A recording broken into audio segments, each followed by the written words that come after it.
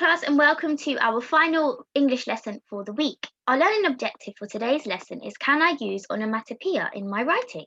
So what is onomatopoeia? Now, when you click the link, which will be underneath your video, it will take you to this BBC Bite-Size page.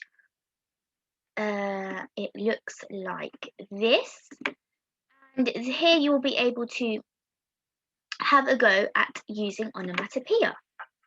So I'm not going to play the video because you won't be able to hear it when I do play it. This is the video I want you to play, and then there's some questions for you to have a go at. So it says onomatopoeia is a word which sounds like what it means. For example, thud, crash, bang, and buzz are all examples. Can you think of any more?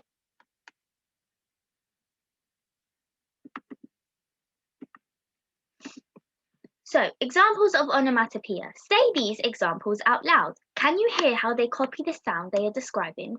For example, we've got pop, hiss, buzz, drip, and bang.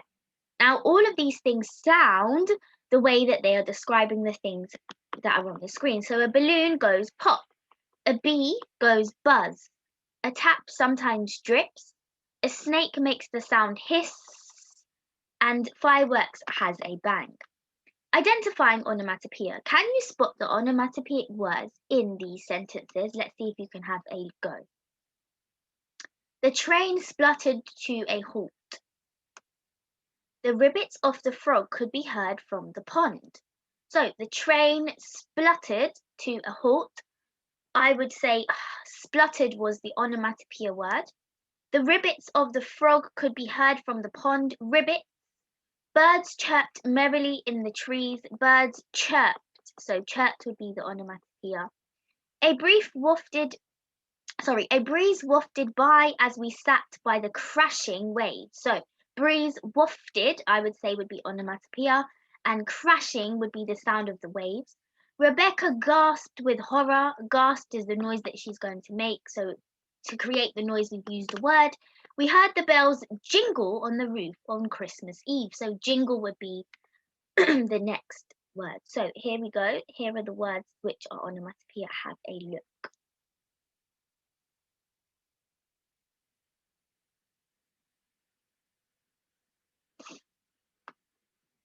Onomatopoeia is used to create a dramatic effect in your writing. Let's remind ourselves about what similes and metaphors are. So again, you're going to be taken to a link when you click at the bottom of your YouTube, and it will take you to a page that looks like this, writing an adventure story. So here it will give you information about similes, metaphors, and proofreading your work to help you revise using this when you're writing an adventure story, because essentially that's what you're going to be doing when you're writing your graphic novels. It's going to be written as an adventure story form.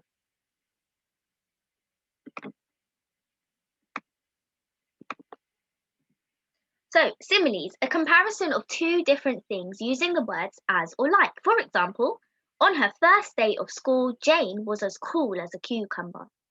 And metaphors are a comparison of two things that does not use the word as or like. For example, Noah has a heart of a lion. So, can you use what we have just been through and complete the following? Rewrite these sentences and underline the simile or metaphor. So there are some sentences here, like a turtle crawling out the ocean. The slaves dragged themselves up the pyramid. King Tutankhamun was a volcano ready to explode. King Tutankhamun had a heart like a lion, brave and true. The desert was as hot as the sun. Write 4 of your own sentences that include either simile or a metaphor about Egypt. So here's your task, one of your tasks for you to complete.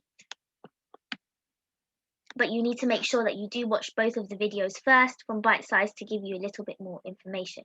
I'm just going to read through your 3 tasks for today's lesson. So, task 1 is define what onomatopoeia, similes, and metaphors are.